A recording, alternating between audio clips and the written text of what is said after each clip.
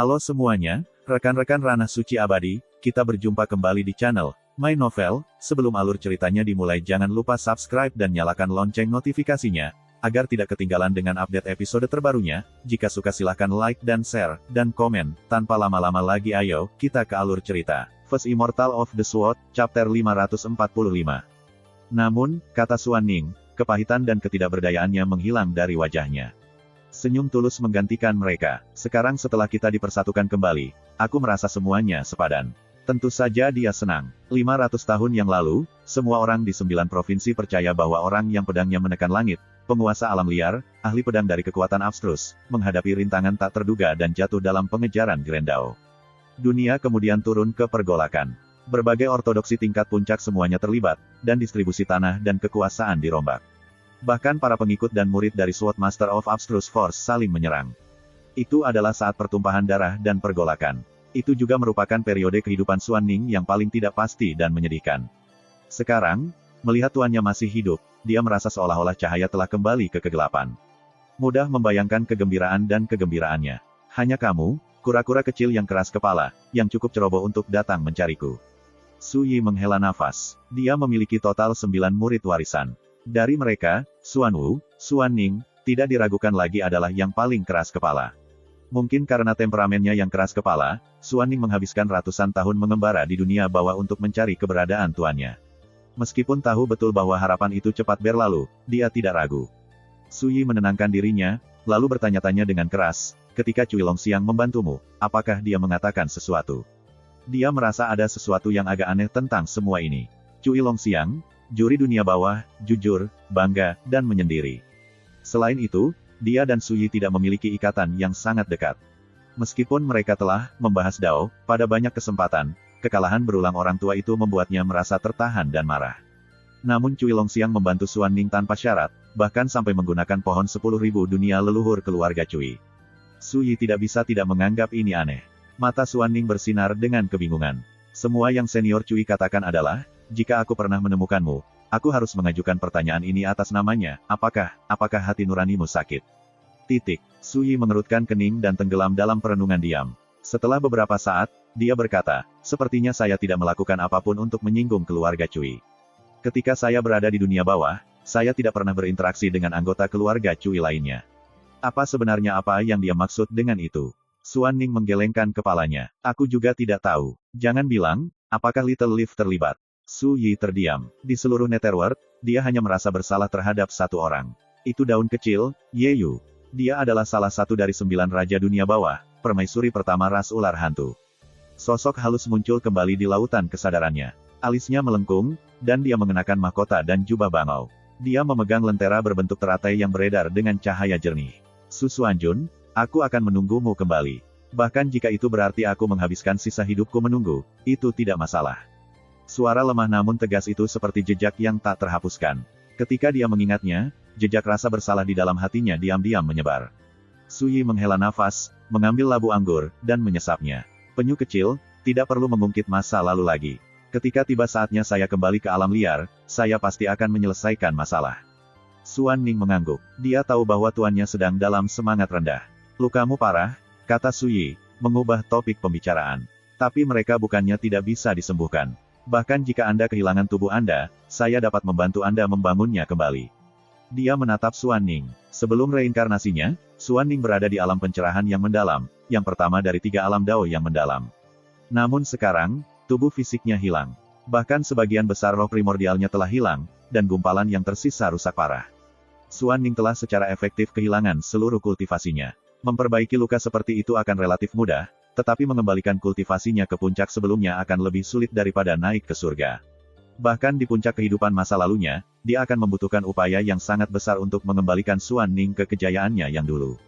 Tapi sekarang, bahkan jika Su Yi tahu bagaimana membantunya, itu tidak berguna, bahkan ibu rumah tangga yang pandai pun tidak bisa memasak tanpa bahan.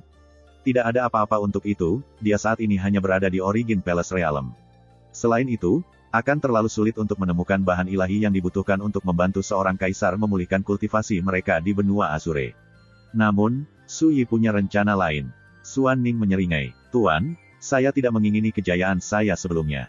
Saya akan puas selama saya bisa hidup dan melayani di sisi Anda. Dia secara alami tahu betul betapa sulitnya merawat lukanya dan memulihkan kultivasi sebelumnya. Su Yi tertawa datar. Jika aku menyuruhmu melayaniku dalam kondisimu saat ini, orang lain akan menganggapku sangat tidak kompeten. Dia berhenti, tatapannya dalam. Memang benar dalam kondisi saya saat ini, saya tidak dapat membantu Anda memulihkan batas kultivasi Anda sebelumnya, tetapi saya dapat memilih jalan yang berbeda untuk Anda. Apakah Anda ingin mencobanya? Semangat Suan Ning melonjak. Tuan, tolong beritahu saya. Anda tidak dapat membuat tanpa terlebih dahulu menghancurkan. Anda harus menghancurkan sebelum membangun, kata Su Yi. Menyerah pada kultivasi Anda sebelumnya dan berkultivasi lagi dari awal. Mata Suan Ning menyala, lalu redup. Tuan, tubuhku sudah hilang, dan roh primordialku rusak parah. Bagaimana saya bisa berkultivasi lagi? Apakah Anda ingat asal-usul saudara laki-laki magang senior ketiga Anda? Tanya Su Yi, nadanya penuh makna. Tentu saja aku ingat, kata Suan Ning. Magang senior ketiga Brother Huo Yao disegel dalam rahim iblis sebelum kelahirannya. Dia dipelihara dalam asal mula Xiantian Flames. Kaulah yang mengambilnya dan membawanya kembali ke sekte. Suan Ning berhenti di sini, tampak tercengang, seolah-olah dia mengerti sesuatu. Tuan, apakah Anda bermaksud agar saya memasuki rahim iblis untuk berkultivasi lagi? Su Yi mengangguk. Itu benar. Suan Ning menarik napas dalam-dalam. Itu adalah salah satu cara untuk melakukannya, tapi, sepengetahuanku, menyempurnakan rahim iblis sangatlah sulit. Hanya pembangkit tenaga listrik teratas dari jalur iblis yang dapat menyempurnakan rahim iblis, dan prosesnya sangat rumit dan sulit. Itu membutuhkan pengumpulan esens sumber iblis surgawi sebagai inti dari rahim, diikuti oleh sejumlah besar metode rahasia untuk menyegelnya.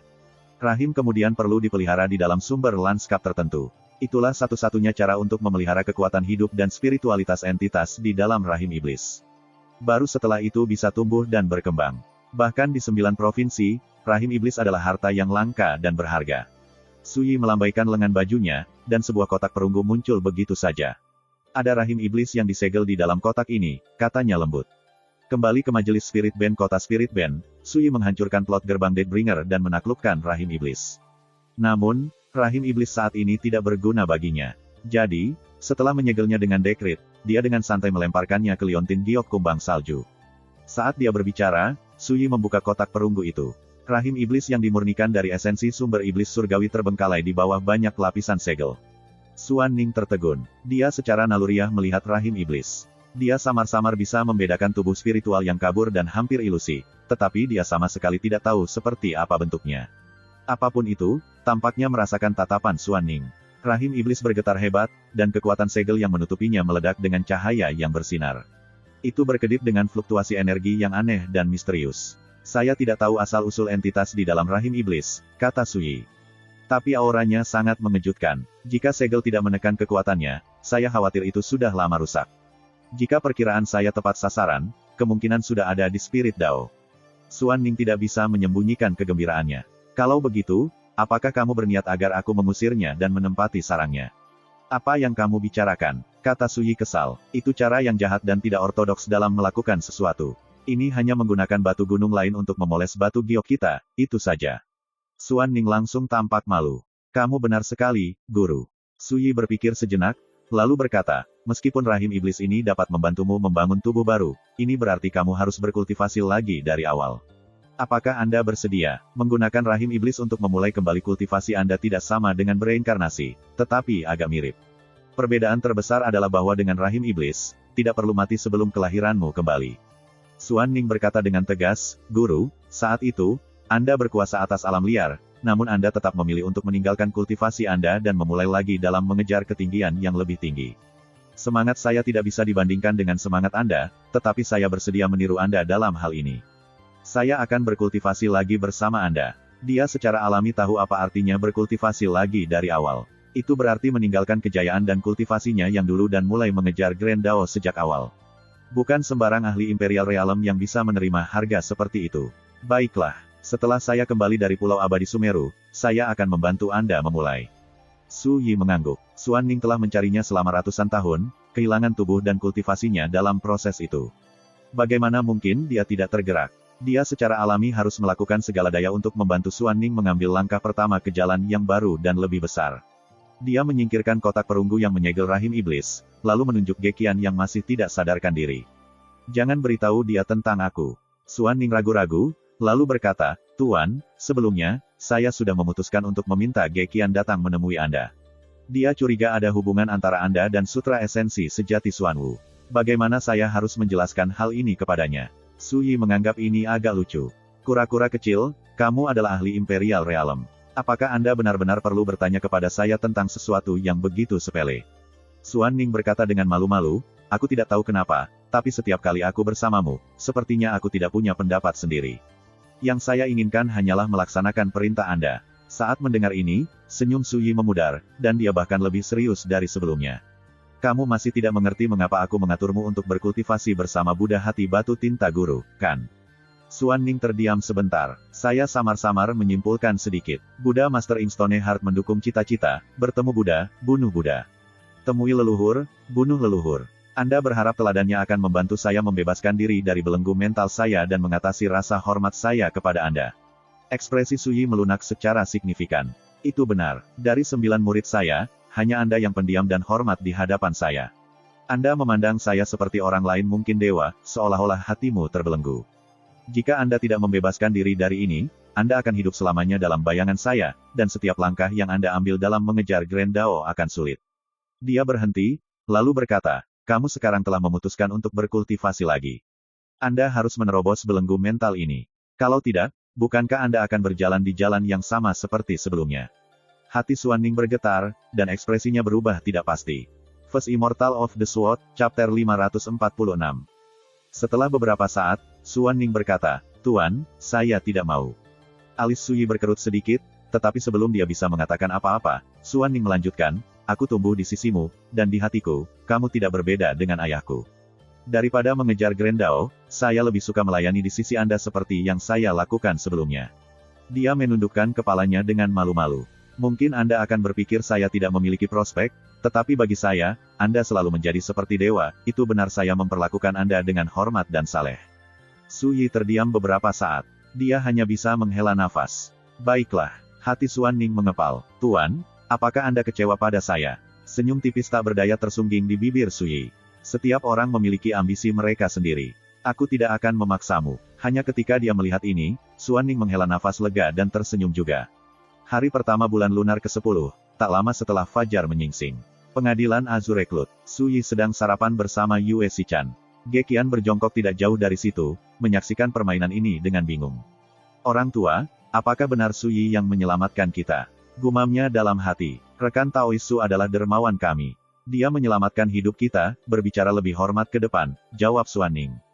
Juga, saya menderita luka yang sangat parah kemarin, dan saya perlu istirahat dan memulihkan diri untuk sementara waktu.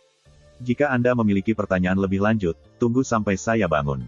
Benar, ketika Anda pergi ke Pulau Abadi Sumeru, tetaplah dekat dengan rekan Daoisu. Dengan dia untuk melindungimu, dia setidaknya bisa memastikan tidak ada hal tak terduga yang akan menimpamu. Xuan Ning kemudian terdiam. Tidak peduli seberapa keras Ge Qian mendorong, dia tidak bereaksi sedikit pun. Orang tua, bahkan jika kamu tidak memberitahuku, aku berani mengatakan dengan pasti bahwa banyak yang terjadi tadi malam. Ge Qian bergumam dalam hati. Setelah beberapa saat, dia menarik napas dalam-dalam, bangkit, dan membungkuk dalam-dalam pada Su Yi. Ekspresinya dipenuhi dengan rasa terima kasih saat dia berkata, Yang mulia Su Yi, terima kasih banyak telah menyelamatkan hidupku. Su Yi hanya meliriknya. Apa kau lapar? Ge Qian menggelengkan kepalanya. Maukah kamu ikut dengan kami ke Gunung Heaven Bristle? Ge Qian buru-buru mengangguk. Ya, dia tampak tidak pasti dan sangat tentatif. Yue Xichan merasa ini agak aneh. Rekan Taoisu bukanlah penjahat jahat, jadi mengapa Ge Qian bertingkah seperti tikus di depan kucing? Ayo pergi, kata Su Yi. Dia bangkit dan keluar dari Azure Cloud Court. Yue Xichan berjalan di sampingnya, sementara Ge Qian mengikuti mereka. Rekan Taoisu, Wang Jiu sedang menunggu di luar dengan kereta berornamen. Dia sudah berada di sana cukup lama. Ketika dia melihat kelompok Su Yi muncul, dia langsung menyapa mereka dengan senyum hangat. Aku di sini atas perintah tuanku untuk menemui kalian semua di Gunung Heaven Bristle. Su Yi mengangguk. Dia dan Yue Xichan langsung masuk ke gerbong. Ge Qian, bagaimanapun, dalam hati terkejut. Setelah berpartisipasi dalam majelis Dharma Teras Anggrek, dia secara alami sangat menyadari bahwa sesepuh sederhana berwarna abu-abu ini adalah salah satu kultivator alam manifestasi spiritual yang melayani Kaisar Xia. Namun disinilah dia, secara pribadi menyambut Su Yi. Dari sini, terlihat jelas betapa tinggi posisi yang ditempati Su Yi di hati Kaisar. Teman muda Ge, tolong lewat sini. Wang Jiu mengundangnya sambil tersenyum, ekspresinya agak aneh. Kemarin, karena Ge Qian, Su Yi membantai kediaman keluarga Huan. Dia telah memusnahkan hampir setiap pembudidaya alam manifestasi spiritual yang dimiliki keluarga Huan di kota. Jadi, saat menghadapi Ge Qian, Wang Jiu secara alami tidak berani lalai. Ge Qian merasa terkejut dan tersanjung. Dia mengepalkan tinjunya dan berkata, "Terima kasih banyak, senior." Gunung Heaven Bristle, tanah ritual kuno. Para ahli yang ditempatkan di 30 teratas di Majelis Dharma Teras Anggrek sudah mulai berkumpul di sini.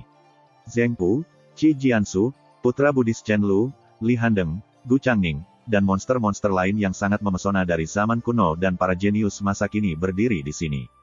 Semuanya, apakah kamu mendengar tentang apa yang terjadi tadi malam? Seseorang menyapu markas keluarga Hu di Nine Tripod City. Korban mereka termasuk beberapa pembudidaya manifestasi spiritual, bisik seseorang.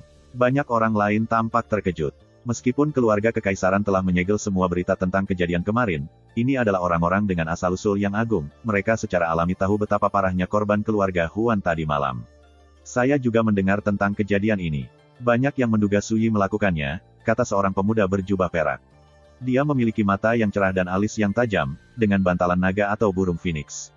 Rambutnya yang panjang terurai. Li Handeng. Dia adalah tokoh terkemuka dari generasi muda sekte Qin Yi Dao dan seorang kultivator puncak Gathering Stars Realm.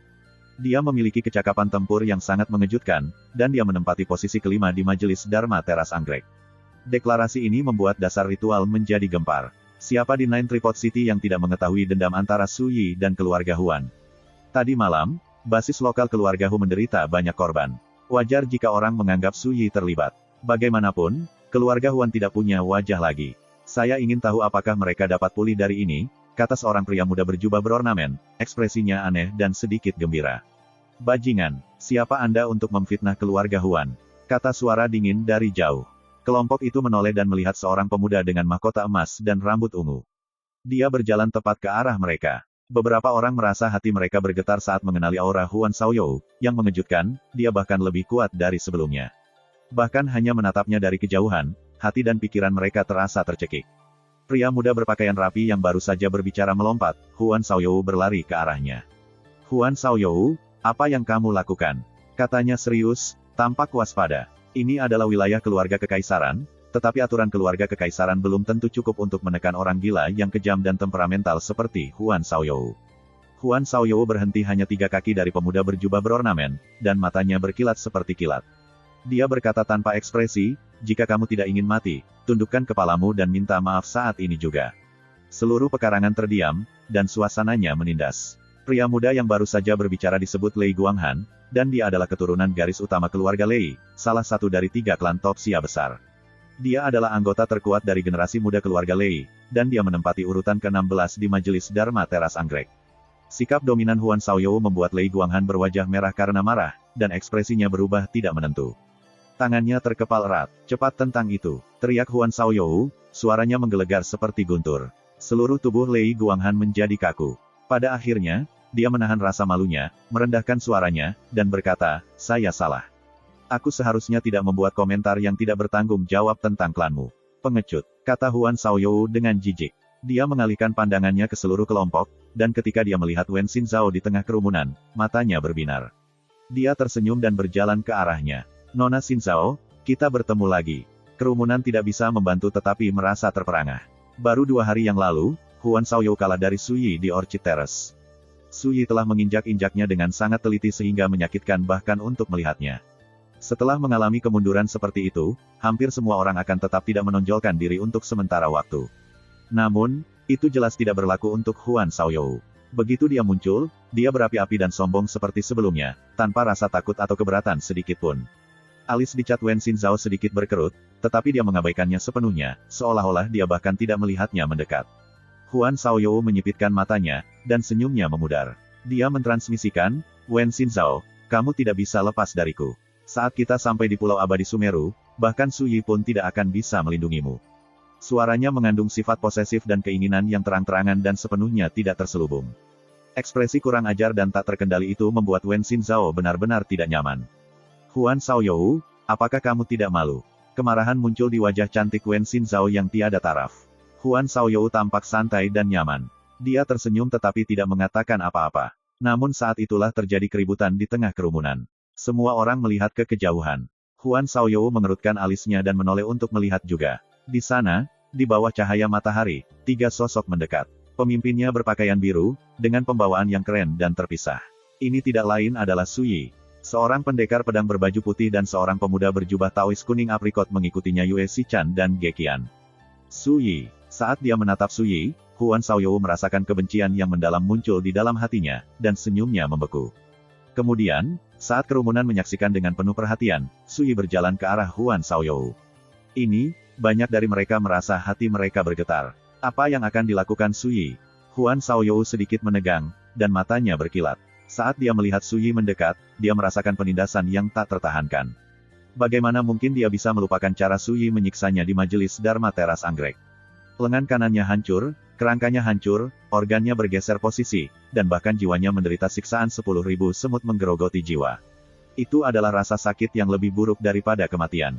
Penyiksaan dan penghinaan pada tingkat ini seperti awan gelap abadi melayang di atasnya. Sekarang, melihat Su Yi mendekat tanpa henti, Huan Xiaoyou secara naluriah tegang, seolah menghadapi musuh yang kuat. Ketika Su Yi berada sekitar 10 kaki jauhnya, Huan Xiaoyou mau tidak mau berkata dengan dingin, "Su Yi, apa yang ingin kamu lakukan?"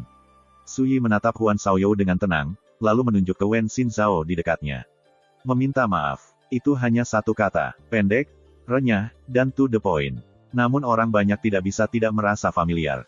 Huan Xiaoyou mengatakan sesuatu yang sangat mirip dengan Lei Guanghan belum lama ini. Saat Huan Xiaoyou merendahkannya, Lei Hangwang tidak punya pilihan selain menundukkan kepalanya dan meminta maaf. Sekarang, sesuatu yang sangat mirip sedang terjadi pada Huan Xiaoyou. Ekspresi kelompok berubah sedikit aneh. Apakah ini yang mereka maksud ketika mereka mengatakan semuanya memiliki kelemahan? Ekspresi Huan Xiaoyou menjadi gelap. Tapi aku tidak pernah tersinggung. Su Yi memotongnya di sini. Satu kata omong kosong lagi, dan aku akan membunuhmu. Nadanya biasa saja, namun itu memicu serangkaian desahan. Huan Xiaoyou adalah orang gila yang kejam dan sombong. Mengandalkan latar belakangnya sebagai keturunan keluarga Huan, dia bahkan berani mengabaikan aturan keluarga kekaisaran Xia besar, dan dia berani mengancam Lei Guanghan dengan kematian. Namun sikap Su Yi tidak diragukan lagi, bahkan lebih mendominasi daripada sikap orang gila Huan Xiaoyou. Suasana tiba-tiba menindas. Semua mata tertuju pada Huan Xiaoyou. Keturunan keluarga iblis Huan goyah. Dalam hati, dia sangat marah, dan pada beberapa kesempatan, dia hampir menyerah pada dorongan untuk menyerang, tanpa menghiraukan konsekuensinya. Namun pada akhirnya, Huan Xiaoyou bertahan. Dia berbalik, menghadap Wen Xinzhao, ekspresinya malu. "Nona Xinzhao, jika saya menyinggung Anda sebelumnya, saya dengan rendah hati meminta maaf." Seluruh tempat menjadi sunyi, bahkan burung pun menghentikan kicauannya. Huan Xiaoyou telah benar-benar menundukkan kepalanya dan meminta maaf. Adegan ini mengejutkan seluruh kelompok, dan mereka merasa sedih. Di seluruh dunia, dari semua orang dalam kelompok usia mereka, siapa selain Su Yi yang bisa menekan gertakan Huan Xiaoyou? First Immortal of the Sword, Chapter 547. Huan Xiaoyou dengan tajam mendeteksi ekspresi aneh penonton. Namun, ini hanya membuatnya lebih tenang. Dia terus mengendalikan niat membunuh dan kebenciannya. Dia menegakkan punggungnya, lalu menatap Su Yi dengan senyum tipis. "Su Yi, apakah kamu bahagia sekarang?"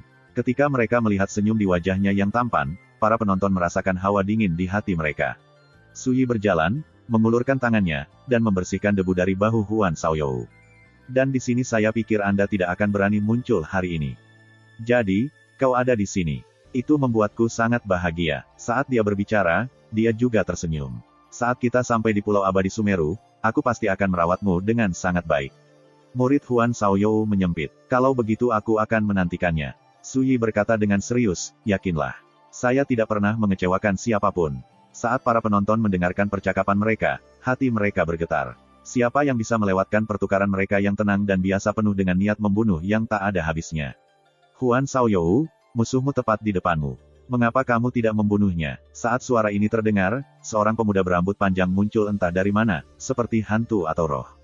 Jubahnya gelap seperti tinta, dan dia membawa pedang di punggungnya. Matanya bersinar seterang bintang, alisnya tebal, kulitnya tembaga, dan sosoknya ramping dan proporsional. Setiap gerakannya memiliki aura yang kuat dan tidak terkendali. "Yan Jingyun, apa yang kamu lakukan di sini?" Seseorang tidak bisa menahan tangis. Yan Jingyun. Ketika mereka mendengar nama ini, setiap monster di zaman kuno yang hadir bereaksi secara nyata. Di kalangan mereka, Yan Jingyun dikenal sebagai pedang maniak. Bakatnya melebihi masa, dan akumulasinya sangat menakutkan di luar batas. Selain itu, latar belakangnya tidak kalah dengan Huan Xiaoyou. Alis Suyi terangkat. Wang Jiu telah memberitahunya bahwa 3 orang lainnya akan mengunjungi Pulau Abadi Sumeru selain mereka yang menempati posisi 30 teratas di pertemuan Dharma Teras Anggrek. Ketiganya adalah monster dari zaman kuno. Yang pertama adalah Mo Xingze, yang berasal dari Deathbringers Netherworld Palace, mantan faksi pembudidaya hantu di benua Azure. Yang kedua adalah Jing Lingzhen, seorang murid dari Sekte Matahari Terbakar, salah satu dari 3 sekte Yao besar di benua itu. Dan yang ketiga adalah Yan Jingyun, seorang murid dari Sekte Taois terkemuka dunia, Gunung Tianjidao. Ketiganya memiliki latar belakang yang terkenal. Menurut Wang Jiu, akumulasi fondasi dan bakat mereka tidak kalah dengan Huan Shaoyou, Zheng Pu, dan Qi Jiansu. Mereka bahkan mungkin lebih besar. Satu-satunya alasan mereka tidak berpartisipasi dalam pertemuan Dharma Teras Anggrek adalah karena mereka sudah berada di ambang terobosan. Jika mereka ingin mengunjungi Pulau Abadi Sumeru, mereka tidak punya pilihan selain menyegel dan menekan kultivasi mereka. Melangkah ke alam perwujudan spiritual berarti mereka tidak lagi ditakdirkan untuk mengunjungi Pulau Abadi Sumeru. Pedang itu sebenarnya cukup bagus, kata Suyi ketika dia melihat peti di punggung Yan Jingyun. Matanya bersinar dengan sedikit ketertarikan. Dia tahu bahwa asal-usul kasus itu tidak sederhana. Kenapa aku tidak boleh berada di sini? Tanya Yan Jingyun sambil menyeringai. Dia kini menjadi pusat perhatian. Dia kemudian mengarahkan pandangannya pada Huan Shaoyou dan tertawa, mengapa kamu tidak menjawabku? Jangan bilang Suyi mengalahkan setiap tetes keberanian terakhir darimu. Dan yang bisa kau lakukan sekarang hanyalah menundukkan kepala dan tunduk. Ini sama sekali tidak sopan. Ekspresi Huan Shaoyou menjadi gelap, dan dia berkata dengan dingin, Yan Jingyun, apakah kamu datang ke sini untuk mengolok-olokku? Tentu saja tidak. Yan Jingyun menggelengkan kepalanya dan menyeringai. Aku tidak bosan. Yan Yingjun, bukankah kamu seharusnya sudah melangkah ke alam manifestasi spiritual sejak lama? Qi Jiansu tiba-tiba bertanya. Dia mengenakan pakaian militer, dan tatapannya setajam pisau. Anting tulang ular tergantung di daun telinganya, dan dia tampak liar dan tidak terkendali. Itu hanya rumor. Jangan menganggapnya serius, kata Yan Jingyun dengan mengangkat bahu tak berdaya. Tentu saja, jika saya tidak lama mengetahui bahwa Pulau Abadi Sumeru menyembunyikan kesempatan untuk mencapai terobosan sempurna, saya tidak akan menekan kultivasi saya selama ini. Kerumunan itu samar-samar mulai mengerti, dan hati mereka bergejolak. Yan Jingyun, sosok tingkat puncak bahkan di antara monster di zaman kuno, telah dengan pahit menekan kultivasinya selama bertahun-tahun demi terobosan yang sempurna. Ini tidak diragukan lagi mengejutkan. Namun, beberapa elit top lainnya memiliki tujuan yang sama dengan Yan Jingyun. Mereka tidak terkejut dengan ini. Pulau Abadi Sumeru adalah salah satu dari 3 tanah terlarang di Gritsia. Itu masih berdiri, itu telah bertahan dari efek korosif selama 30.000 tahun dari larangan kegelapan kuno. Desas-desus mengatakan bahwa pulau itu menyembunyikan lebih dari sekadar petunjuk tentang asal-usul larangan kegelapan dan kekayaan yang terkait dengan kuil Sumeru. Mereka mengatakan pulau itu juga mengandung bagian yang sangat kuno dari sumber energi dunia. Hanya dengan merebut sumber energi dunia, seorang kultivator origin Dao dapat mencapai metamorfosis yang benar-benar sempurna sambil membobol spirit Dao. Dan kamu pasti Suyi. Yan Jingyun tiba-tiba menoleh untuk melihat Suyi. Dia tersenyum dan memiringkan kepalanya untuk memberi salam. Nama saya Yan Jingyun, dan saya seorang kultivator pedang. Dia berhenti, lalu berkata, rekan Taois, saya mendengar bahwa Anda mengandalkan kekuatan Dao pedang Anda untuk menekan Huan Shaoyou sampai pada titik ketidakberdayaan total. Saya sangat tertarik. Jika kita mendapat kesempatan, saya ingin meminta bimbingan Anda. Ini tidak berbeda dengan mengungkit kegagalan Huan Shaoyou di depan umum. Ekspresi Huan Shaoyou menjadi gelap, tetapi pada akhirnya, dia tidak mengatakan apa-apa. Namun, Suyi berkata dengan bingung, saya tidak tertarik membimbing orang asing. Kerumunan tidak tahu harus berkata apa. Yan Jingyun juga tercengang, tapi segera, dia tertawa dan tidak berkata apa-apa lagi. Tak lama kemudian, Jing Lingzhen dan Mo Xingze juga tiba. Jing Lingzhen bertubuh tinggi, kurus, dan mengenakan jubah bersulam naga. Rambutnya yang panjang dan tebal kusut, dan wajahnya sama sekali tidak berdarah, membuatnya tampak lemah dan sakit-sakitan. Dia pada dasarnya sangat dingin dan menyendiri. Setelah tiba, dia menutup matanya dengan tenang, mengabaikan semua orang yang hadir. Namun, tidak ada yang berani mengabaikannya. Dia adalah anggota dari Sekte Matahari Terbakar dan monster dari zaman kuno. Hanya sedikit di Sia besar modern yang pernah mendengar namanya, tetapi sesama monster di zaman kuno tahu bahwa dia benar-benar kejam. Mo Xingze bermartabat dan berpakaian hijau. Dia membawa kipas bulu seputih salju di satu tangan. Penampilannya akan menonjol dari kerumunan manapun, dia tampak seperti bangsawan muda yang anggun. Dia memiliki kehadiran yang lembut dan pendiam, dan matanya bersinar dengan cahaya keperakan yang redup. Ketika dia muncul, dia tidak menimbulkan keributan kecil. Beberapa monster lain di zaman kuno bergiliran menyapanya, sedikit ketakutan terlihat di ekspresi mereka. 30.000 tahun yang lalu, Istana Netherworld Deathbringer adalah faksi terbesar dari pembudidaya hantu di bawah langit. Mo Xingze adalah salah satu anggota mereka sekaligus monster di zaman kuno. Desas-desus mengatakan bahwa dia mewarisi mantel kepala istana pertama dari Istana Netherworld Deathbringer, Kaisar Asura Netherworld. Melawan semua harapan, tak lama setelah Mo Xingze tiba, dia berjalan ke arah Su Yi dan berkata, "Apakah kamu orang yang membunuh putra suci Nirvanic Winds dari Deathbringer's Netherworld Palace?" Hanya satu kalimat yang memperjelas bahwa dia ada di sini untuk balas dendam. Itu benar, Su Yi mengangguk. Mata Mo Xingze bersinar dengan cahaya perak redup. Dia berpikir sejenak, lalu berkata, "Kembalikan rahim iblis Istana Netherworld Deathbringer, dan aku bisa membiarkan masa lalu berlalu." Rahim iblis. Setiap orang yang mendengar ini tidak bisa tidak terlihat terharu. Mereka semua sangat menyadari betapa berharganya rahim iblis. Itu benar-benar harta karun yang langka dan pamungkas. Namun, selain Wen Xinzhao, Yue Xichan, dan beberapa orang terpilih lainnya, hampir tidak ada yang tahu bahwa Su Yi pernah mencuri rahim iblis dari Istana Ilahi Netherworld. Su Yi tidak bisa menahan tawa. "Saya mengambil rahim iblis sebagai piala. Mengapa saya harus mengembalikannya kepada Anda?" Dia berbicara dengan kepastian yang benar, seolah-olah ini sangat jelas. Siapa yang bisa berdebat dengan itu? Mo Xingze mengerutkan alisnya. "Sudah ada dendam antara kamu dan Huan Shaoyou. Anda telah benar-benar menyinggung keluarga Hu. Apakah Anda ingin dendam yang tidak dapat ditarik kembali antara Anda dan Istana Netherworld Deathbringer juga? Apakah satu rahim iblis sepadan?" Dia tidak lagi berusaha menyembunyikan ancaman yang tersirat. Huan Shaoyou tidak bisa membantu tetapi menggosok rahangnya. Dalam hati, dia sangat marah. Dia sudah lama menyadari bahwa setelah menderita kekalahan yang menyedihkan di tangan Su Yi, dia sekarang tidak lebih dari sekadar pelapis untuk menyoroti kecemerlangan Su Yi. Tapi orang-orang terus mengungkitnya tepat di depan Su Yi. Bagi Huan Shaoyou, ini sedikit berbeda dengan ditampar di depan umum. Jika dia tidak menyingkirkan Su Yi, ini hanya akan terus terjadi. Setiap kali seseorang membicarakan Su Yi, mereka akan menyebutkan kekalahan Huan Shaoyou. Mereka akan membandingkan dan mendiskusikannya, dan ini terlalu memalukan, seperti dihina di belakang punggungnya. Dia hanya bisa menghilangkan rasa malu ini setelah Su Yi meninggal. Tapi Su Yi hanya menghela nafas dan menggelengkan kepalanya. "Jika ancaman berguna untukku, apakah itu akan terjadi pada Huan Shaoyou?" Ekspresi para penonton menjadi sedikit aneh, sementara Huan Shaoyou melotot. Niat membunuh membuncah di dalam hatinya, dia sangat marah sehingga dia ingin mengamuk. Yan Jingyun mengolok-oloknya begitu dia tiba. Sekarang, Mo Xingze menggunakan pengalamannya yang menyedihkan sebagai pokok pembicaraan saat dia menatap Su Yi. Seolah-olah mereka berulang kali mengotori lukanya, itu terlalu banyak. Kedalaman tatapan Huan Shaoyou melonjak dengan keganasan, dan dia berkata dengan dingin, "Mo Xingze, jika kamu berani membesarkanku lagi, jangan salahkan aku atas perilaku burukku." Mo Xingze tersenyum. "Kakak Huan, jangan marah. Sekarang setelah Anda menyebutkannya, kami memiliki musuh yang sama. Berbicara secara logis, kita harus menghadapi musuh kita bersama." Dia berhenti, lalu menatap tajam ke arah Su Yi. "Orang bijak beradaptasi dengan keadaan. Anda jelas tidak memiliki kesadaran itu. Kalau begitu, kita hanya harus menunggu dan melihat apa yang terjadi di Pulau Abadi Sumeru."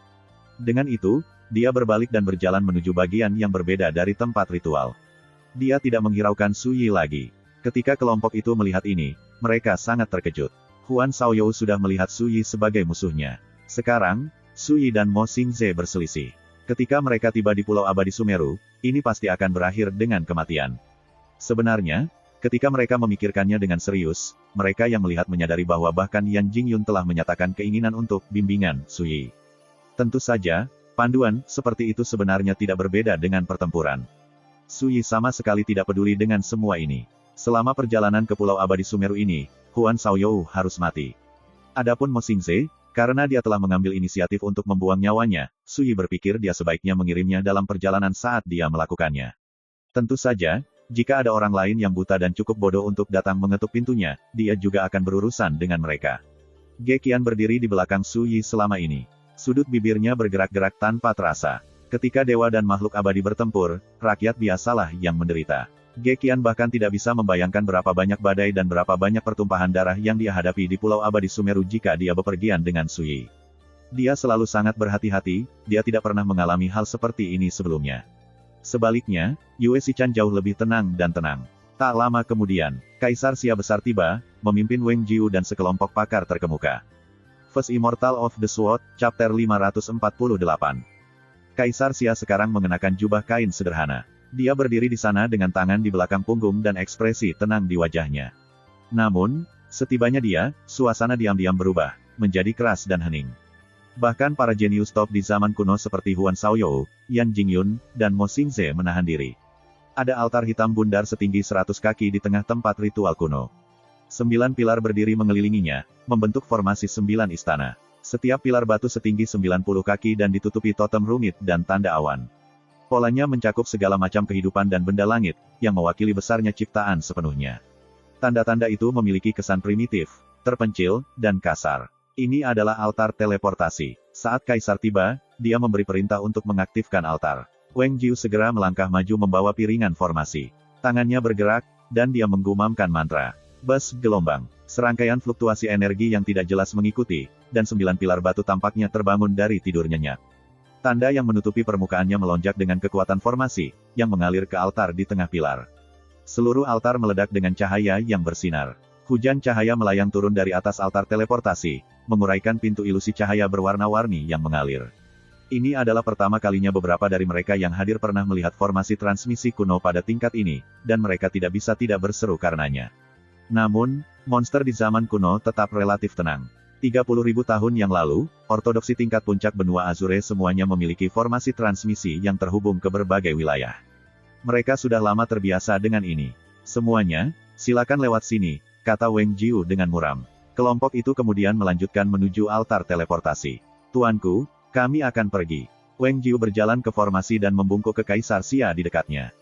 Lanjutkan. Kaisar Xia mengangguk. Ledakan. Altar teleportasi meledak dengan cahaya yang bersinar, dan dalam sekejap mata, semua orang di atasnya menghilang ke udara tipis. Setelah itu, secara bertahap kembali ke keadaan tidak aktif sebelumnya. Aku hanya ingin tahu berapa banyak dari mereka yang akan kembali dari Pulau Abadi Sumeru hidup-hidup, gumam Kaisar. Pertemuan kebetulan dan bahaya berjalan beriringan. Semakin banyak peluang yang menentang surga, semakin mengerikan bahaya yang terkait, kata Penatua Sui, tatapan aneh di matanya. Selain itu, siapa di antara para pemuda yang menuju ke Pulau Abadi Sumeru yang tidak memiliki kartu truf penyelamat jiwa? Mereka seharusnya cukup untuk mencegah bencana. Kaisar berkata, tidak peduli apa, saya mengantisipasi bahwa ketika mereka kembali, beberapa dari mereka akan membobol spirit Dao selama waktu mereka di Pulau Abadi Sumeru ketika saatnya tiba. Saya khawatir generasi yang lebih tua dari pembudidaya spirit Dao tidak akan bisa dibandingkan dengan mereka. Suaranya membawa sedikit kesedihan. Waktu berubah. Hanya perubahan kecil dan halus yang terjadi sejauh ini. Ketika zaman Radiant benar-benar menimpa mereka, dunia akan mengalami transformasi besar-besaran. Tuanku, belum tentu demikian, bisik Penatua Sui. Menurut intelijen, pasukan kita telah berkumpul di seluruh benua, para ahli hebat dari zaman kuno baru-baru ini mulai bermunculan. Mereka juga masih muda, tidaklah berlebihan untuk menyebut mereka monster. Namun, tidak seperti Huan Shaoyou dan kelompok monster pertama lainnya di zaman kuno, semua orang di kelompok kedua sudah menjadi kultivator spirit Dao. Setiap dari mereka cukup kuat untuk dengan mudah menekan pembudidaya lain dari alam yang sama, dan mereka memiliki seni dan harta rahasia kuno. Masing-masing lebih kuat dari yang sebelumnya. Saat dia mendengar ini, mata Kaisar Xia menyipit. Berapa banyak anggota kelompok kedua ini yang terbangun sejauh ini? Penatua Sui berkata dengan kecepatan tinggi, 7 yang telah kami konfirmasi sejauh ini. Tetapi menurut analisis intelijen kami baru-baru ini, di masa mendatang, semakin banyak anggota kelompok monster kuno kedua ini akan terbangun. Kaisar Xia terdiam sesaat. Dia hanya bisa menghela nafas. Ini benar-benar masa-masa yang penuh gejolak. Kelompok monster pertama dari zaman kuno telah terbangun selama 10 tahun terakhir. Semuanya ada di Origin Dao, jadi mereka tidak terlalu menakutkan. Namun, kelompok kedua yang terbangun semuanya ada di Spirit Dao.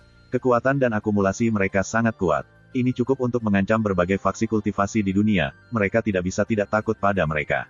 Semua ini pada akhirnya disebabkan oleh penurunan zaman Radiant yang akan segera terjadi, kata Penatua Sui dengan pandangan yang tidak dapat dipahami di matanya. Seperti yang dikatakan ramalan yang beredar di seluruh dunia, kekuatan yang tersegel suatu hari akan membebaskan diri dari bumi. Segala sesuatu yang terbelenggu suatu saat akan lepas dari ikatannya. Peristiwa besar dan pertumpahan darah di hari-hari yang telah lama berlalu akan kembali lebih hebat dari sebelumnya. Dia berhenti di sini, lalu berbisik, semua yang terjadi sekarang adalah tanda dari apa yang akan datang. Setelah hening sejenak, Kaisar Xia berkata, bagaimana perbaikan pada formasi penghalang penekan 9 kaki 3? Penatua Sui melaporkan, kami telah memperbaiki kurang dari 10% sejauh ini, kata Penatua Sui. Kaisar Xia mengerutkan alisnya, itu terlalu lambat, kami harus meningkatkan kecepatan. Penatua Sui berkata tanpa daya, tuanku, dengan kekuatan kita dan metode yang diberikan rekan Daois Su kepada kita, kita akan membutuhkan setidaknya 1 tahun. Meski begitu, kita hanya akan dapat memulihkan setengah dari kekuatan penghalang sebelumnya. Memulihkan kekuatan yang dimilikinya pada puncaknya benar-benar di luar jangkauan kita. Seperti yang Anda ketahui dengan baik, formasi penghalang penekan 9 tripod adalah formasi pembunuhan tingkat kekaisaran. Meskipun rekan Taoisu mengajari kami cara memperbaikinya, tanpa bantuan kultivator Imperial Realm, atau mungkin bantuan Grandmaster formasi dan jimat yang tak tertandingi, saya khawatir penghalang tidak akan pernah seperti dulu. Ekspresi Kaisar Xia berubah tidak menentu. Dia sudah lama mengantisipasi bahwa ketika berbagai ortodoksi kuno terbangun dari dormansi panjang mereka, dunia akan berhenti menjadi domain keluarga Xia. Tidak ada yang bisa dilakukan siapapun tentang ini. Dunia sedang berubah secara dramatis, tak terelakkan bahwa distribusi kekuasaan antara berbagai faksi di benua itu akan mengalami perombakan menyeluruh. Dengan demikian, tatanan dunia yang lama dan stagnan akan terbalik. Kami hanya akan melakukan sebanyak yang kami bisa, bisik Kaisar Xia. Yang bisa dilakukan keluarga kekaisaran sekarang hanyalah mengumpulkan kekuatan yang cukup sebelum perubahan yang akan datang tiba. Mereka setidaknya bisa memastikan mereka tidak tenggelam menjadi mangsa faksi lain. Penatua Sui ragu-ragu, tetapi pada akhirnya, dia tidak bisa membantu tetapi menambahkan, Tuanku, menurut pendapat saya yang sederhana, begitu rekan Daoisu kembali dari Pulau Abadi Sumeru, kita harus meminta panduan lebih lanjut tentang bagaimana mengurangi waktu yang dibutuhkan untuk memperbaiki penghalang penekan 9 tripod. Jika dia membantu secara pribadi, itu tentu saja akan lebih baik. Kaisar Xia langsung tergoda, dan dia mengangguk. Langit dan bumi mendung. Ini adalah gurun hangus yang dilanda angin yang sangat buruk. Debu dan pasir memenuhi udara. Tempat itu tampak ditinggalkan, dan tidak ada yang tumbuh di sini, tanah telah lama kehilangan vitalitasnya. Suasana yang berat dan menindas menutupi setiap jengkal tanah. Di tengah lanskap yang sangat luas dan gersang ini terdapat jurang yang sangat dalam, seperti mulut dunia yang menganga. Itu sangat dalam sehingga tidak ada dasar yang terlihat.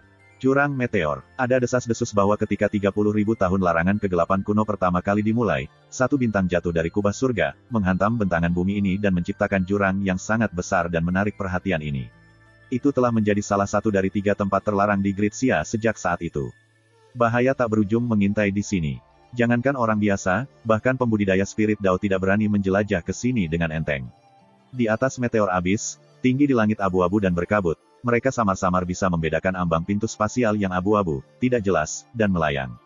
Itu tidak tampak nyata, itu hampir terasa seperti ilusi. Ini adalah pintu masuk ke Pulau Abadi Sumeru. Angin surgawi yang menakutkan melolong dan meraung di sekitar ambang pintu abu-abu redup, menghasilkan gemuruh rendah yang menggelegar. Pemandangan yang gelap dan menindas sudah cukup untuk membuat hati seseorang bergetar. Bas, fluktuasi energi formasi melesat di udara tidak jauh dari meteor abis. Altar teleportasi yang tertutup lapisan pasir dan debu tebal berdiri di sana. Itu bergerak seolah-olah terbangun dari keadaan tidak aktifnya yang lama, lalu meledak dengan cahaya yang bersinar. Cahaya itu menyebarkan pasir dan debu yang terkumpul.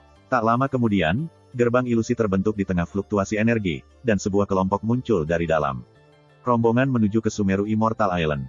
Apakah ini meteor abis? Cepat, lihat ke langit. Pintu abu-abu itu seharusnya menjadi pintu masuk ke Pulau Abadi Sumeru. Tempat ini tidak memiliki kekuatan hidup, dan semuanya redup dan abu-abu. Rumor mengatakan bahwa itu mengalami korosi yang mengerikan dari larangan kegelapan kuno, sejak itu menjadi tanah yang mati dan terbengkalai. Titik. Suara percakapan terdengar. Semua orang, terlepas dari apakah mereka monster di zaman kuno atau jenius di masa sekarang, tampak waspada. Mereka semua mengevaluasi lingkungan mereka. Suasana malapetaka Sui merenung dengan keras. Saat dia tiba, tatapannya tertuju pada meteor abis yang sangat besar. Dia bahkan tidak perlu memeriksanya untuk merasakan kekuatan yang sangat aneh, menakutkan, dan berbahaya yang melonjak di kedalamannya. Wang Jiu tiba-tiba berkata, jangan mendekati meteor abis, atau kekuatan terlarang di dalamnya pasti akan melahapmu.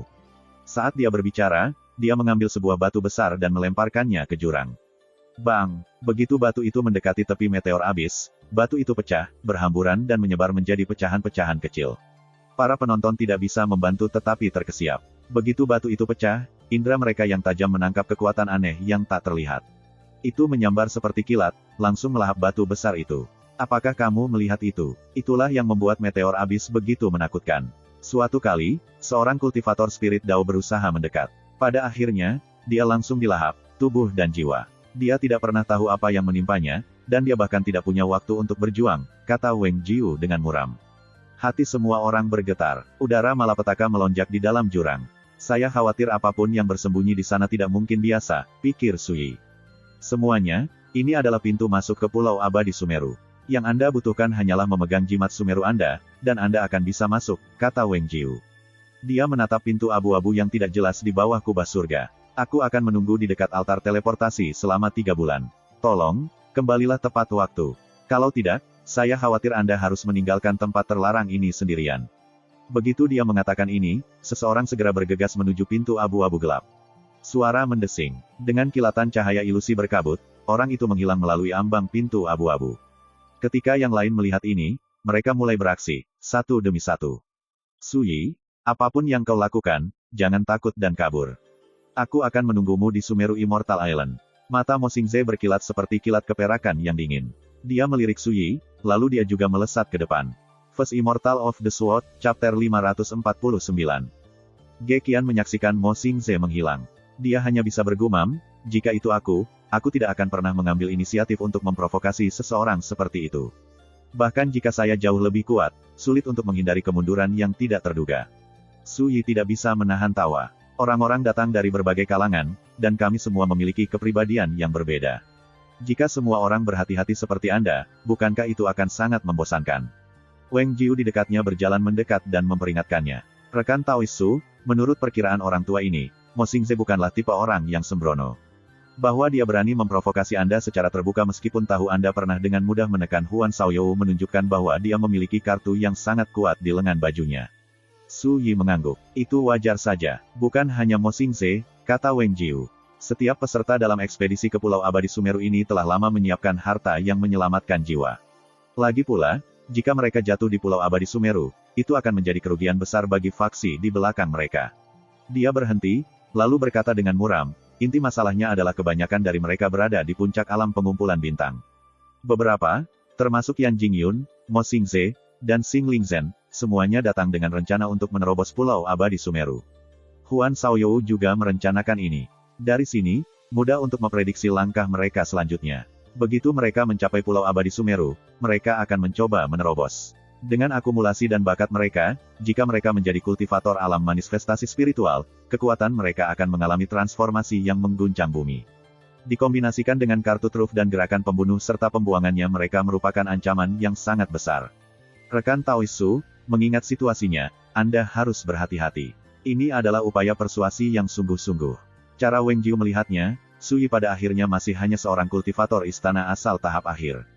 Begitu monster dari zaman kuno menerobos, celah dalam kultivasi saja sudah mengkhawatirkan, tidak mungkin dia tidak khawatir. Ge Qian mengangguk berulang kali.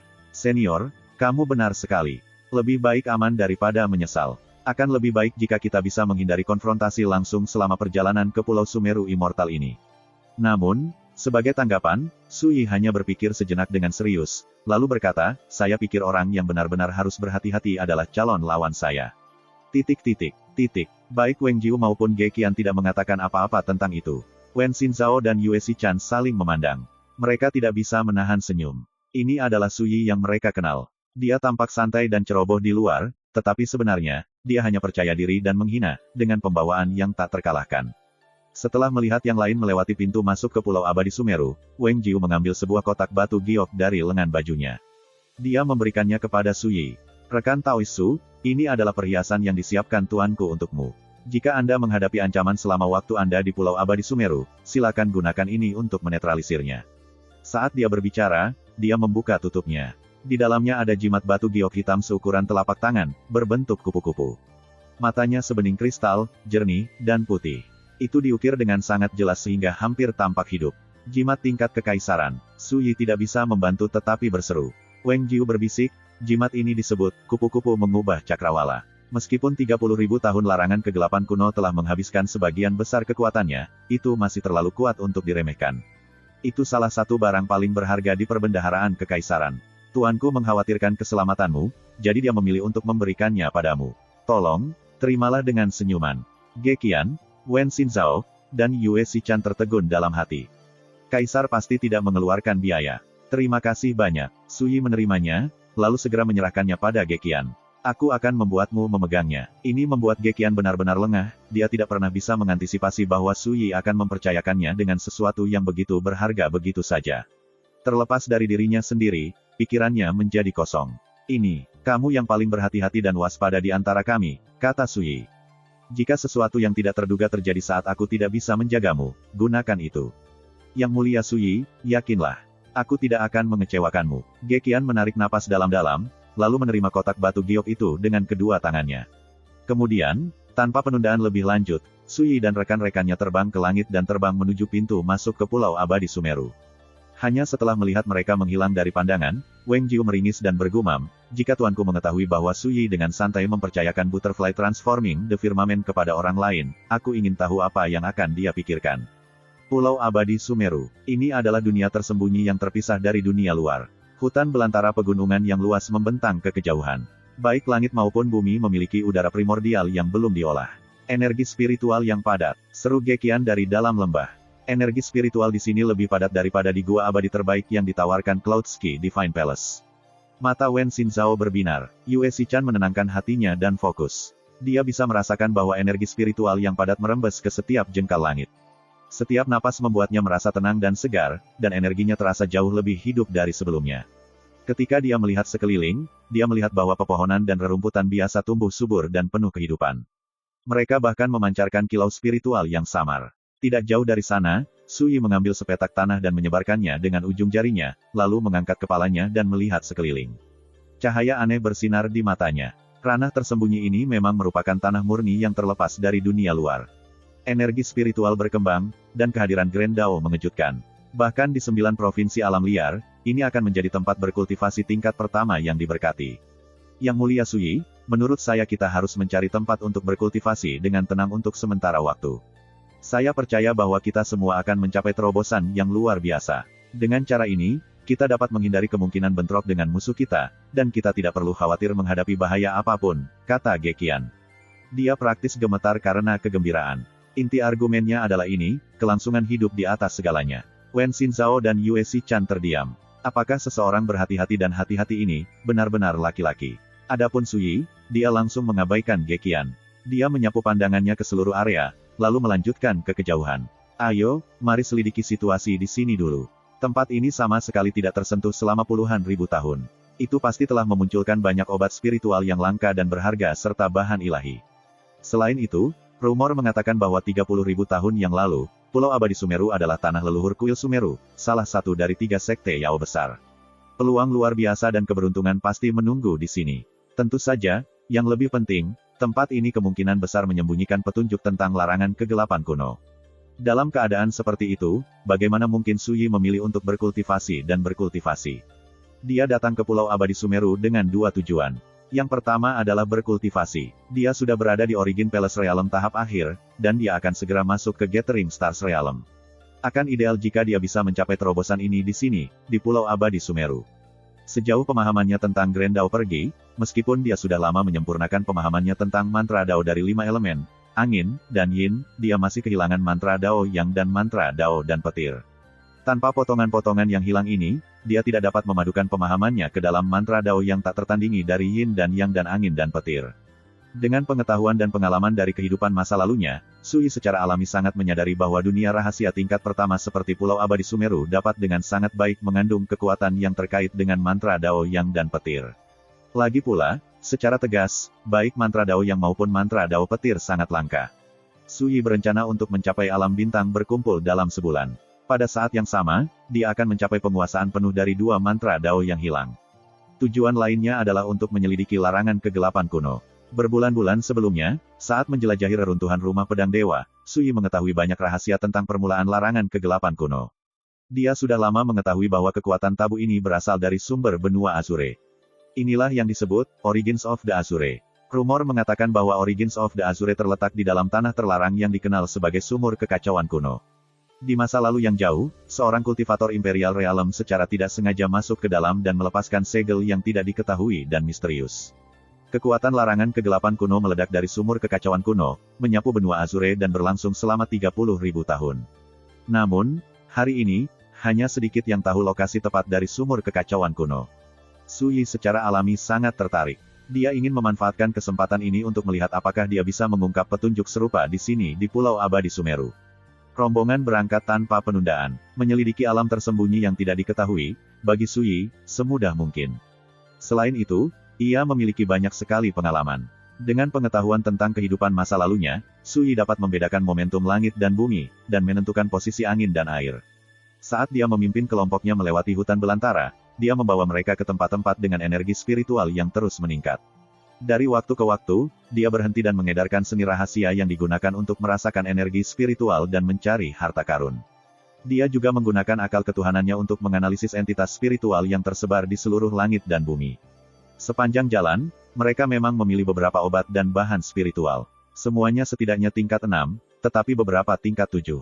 Seperti yang diharapkan Su Yi, sudah lama sekali sejak seseorang memasuki Pulau Abadi Sumeru. Tambahkan itu ke kepadatan energi spiritual sekitar dan kehadiran Grendau yang sangat jelas, dan lanskap telah memunculkan banyak obat dan bahan spiritual yang dianggap langka dan berharga di dunia luar. Ketika Su Yi meluangkan waktu untuk mencari mereka, dengan mengandalkan pengalaman kehidupan masa lalunya dan berbagai seni rahasia yang relevan, dia memperoleh lebih dari 100 obat dan bahan spiritual dalam waktu kurang dari 2 jam. Kakak Su, jika aku tidak tahu lebih baik, aku curiga kamu pernah ke Pulau Abadi Sumeru sebelumnya. Wen Xinzhao hanya bisa menghela nafas. Ciri-cirinya yang jelas dan cantik penuh dengan kekaguman. Yue Xichan dan Ge Qian hanya bisa mengangguk. Ini adalah wilayah yang aneh dan asing, tetapi Su Yi bertindak seolah-olah ini adalah kebun sayurnya sendiri. Dia mulai dan berhenti, dengan mudah menemukan satu demi satu obat spiritual yang tersembunyi dan tersamar dengan baik. Kadang-kadang, meskipun jaraknya lebih dari 10 mil, satu pandangan saja sudah cukup untuk memberitahunya bahwa suatu wilayah tertentu mengandung obat atau bahan spiritual. Ketika mereka menyelidiki, mereka menemukan bahwa memang itulah masalahnya. Metode yang praktis ilahi ini telah lama membuat teman-temannya terpesona dan mendesak kagum. Bisakah mereka melakukan hal yang sama? Mereka percaya bahwa mereka dapat menemukan setidaknya beberapa obat dan bahan, tetapi itu akan memakan banyak waktu dan tenaga. Mereka tidak mungkin melakukannya dengan begitu santai.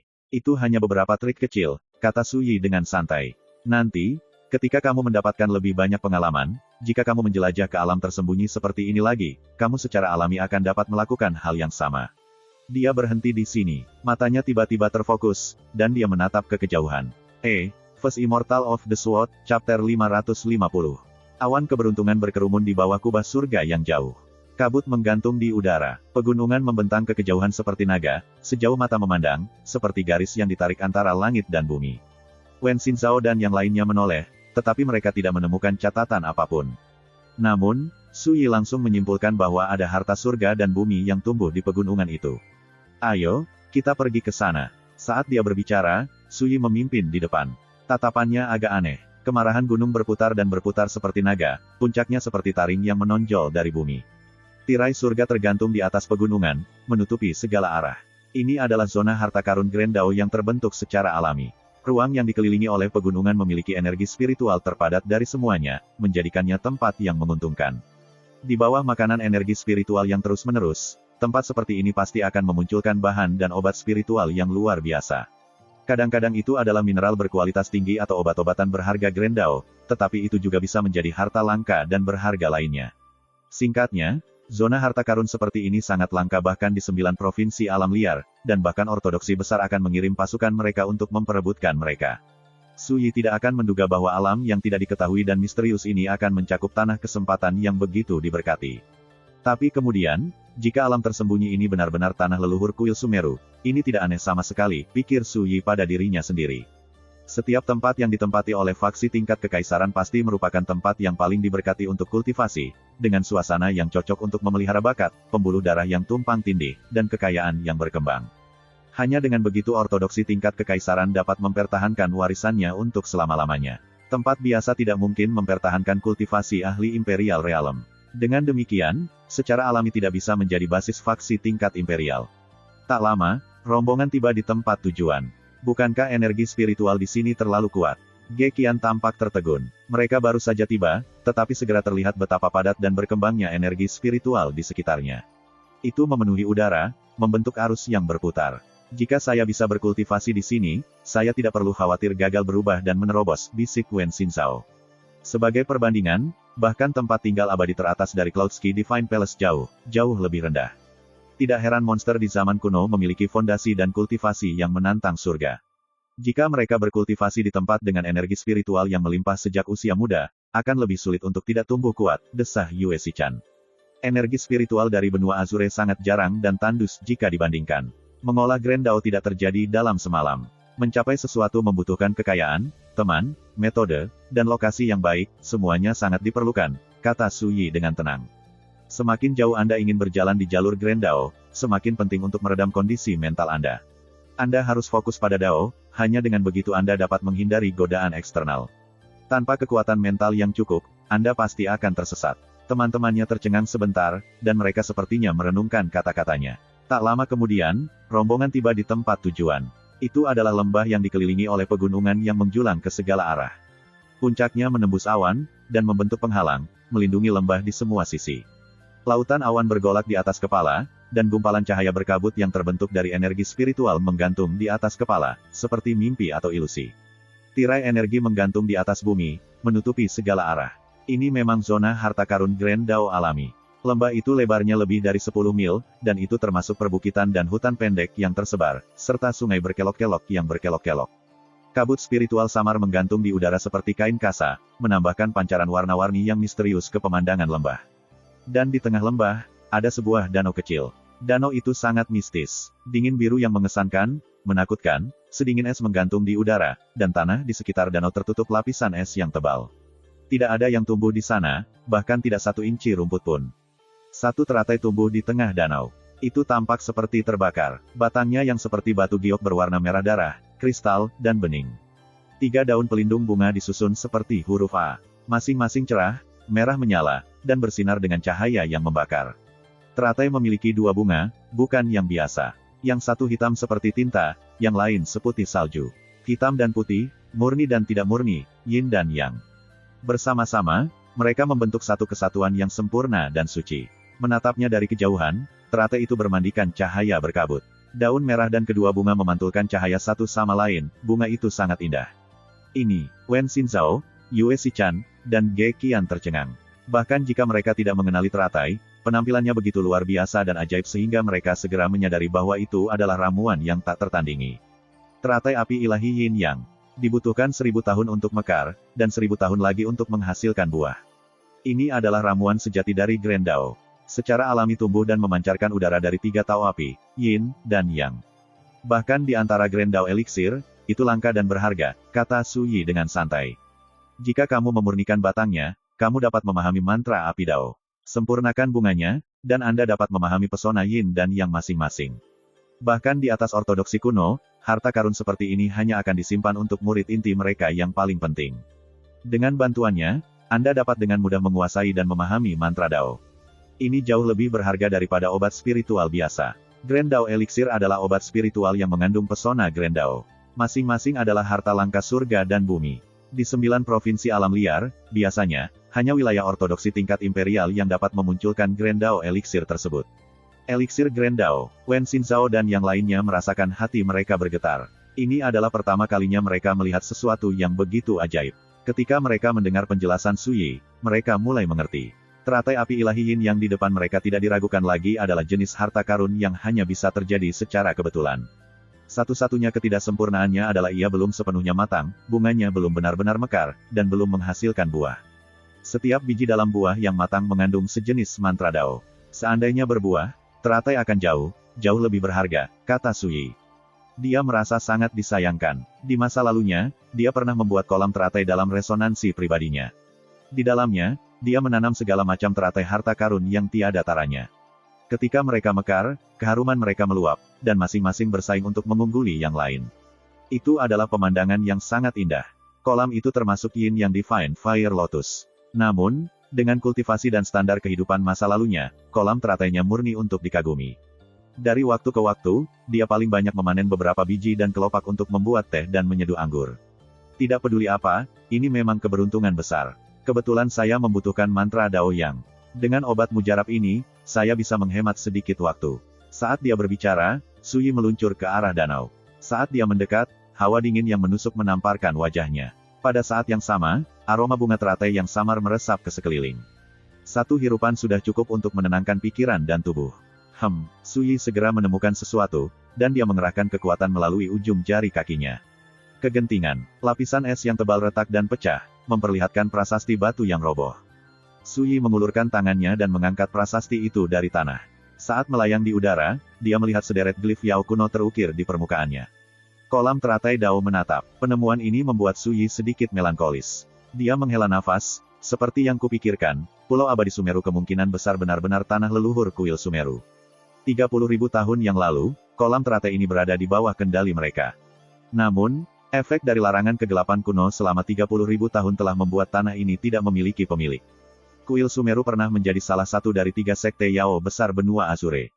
Teks pada prasasti batu ditulis dengan mesin terbang Yao kuno. Dia bahkan tidak perlu berpikir untuk mengetahui bahwa kolam teratai Dao Gazing pernah menjadi lokasi berharga dari kuil Sumeru. Kakak Su, kamu benar-benar tahu banyak. Wen Xinzhao hanya bisa menghela nafas. Yue Xichan dan Ge Qian juga tampak heran. Sebenarnya, ini adalah pertama kalinya mereka menjelajah ke dunia tersembunyi bersama Suyi. Kecerdasan dan kemampuan yang dia tunjukkan di sepanjang jalan telah mengejutkan mereka berkali-kali. Sekarang, Suyi bahkan mengenali mesin terbang Yao kuno. Melihat ini, mereka tidak bisa tidak bertanya-tanya, apakah ada sesuatu di dunia ini yang tidak dia ketahui. Inilah artinya memahami masa lalu dan masa kini, dengan pengetahuan di semua bidang. Tidak heran lelaki tua itu ingin aku bepergian dengan Suyi. Kemampuan luar biasa yang dia tunjukkan satu demi satu luar biasa, seperti keterampilan ilahi. Berdasarkan itu saja, dia jauh melampaui monster di zaman kuno. Ge Qian bergumam pada dirinya sendiri. Jika dia yakin bahwa Suyi tidak dirasuki, dan bahwa dia bukan monster di zaman kuno, dia hampir curiga bahwa Suyi adalah makhluk abadi dari atas. Kalau tidak, bukankah dia tahu terlalu banyak? Sepertinya tidak ada yang tidak bisa dia lakukan. Aku baru saja melihat banyak sebelumnya, kata Suyi. Tatapannya menyapu Yin Ying Divine Fire Lotus di tengah danau, dan senyum tipis tersungging di bibirnya. Sepertinya kita datang pada saat yang tepat. Dalam waktu kurang dari 3 hari, kuncup teratai akan mekar sempurna. Hanya dengan begitu mantra Dao Yin dan Yang yang tumbuh di dalamnya akan mencapai kesempurnaan. 3 hari. Kelopak mata Ge Qian berkedut, dan dia berkata dengan prihatin, Yang Mulia, 3 hari terlalu lama. Jika Anda bertanya kepada saya, kita harus mengambilnya sekarang, dewasa atau tidak, dan pergi secepat mungkin. Lagi pula, jika sesuatu yang tidak terduga terjadi, konflik pahit pasti akan menyusul. Segera setelah dia mengatakan ini, Suyi hanya bisa menghela nafas, kamu membawa sial bagi kami. Sebelum suaranya selesai bergema di udara, dia menekan jarinya ke pedang dan menusuk udara. Garis ki pedang bening melesat maju. Dentang, tabrakan terjadi hanya 3 kaki di depan Suyi, dan sesuatu meledak saat tumbukan. Percikan tersebar seperti hujan saat panah hitam 7 inci pecah, berubah menjadi kabut berdarah yang sangat korosif dan meresap ke udara. Kabut berdarah itu jelas beracun, dengan bau tengik yang menyebabkan muntah. Namun, sebelum kabut berdarah bisa bubar, Suyi menyatukan jari-jarinya, menekan, dan meraih. Ledakan, kabut berdarah itu ditekan dan dengan paksa diringkas menjadi seikat cahaya merah seukuran kepalan tangan. Suyi menjebaknya di tangannya. Ini ekspresi Wen Xinzhao dan Yue Xichan berubah.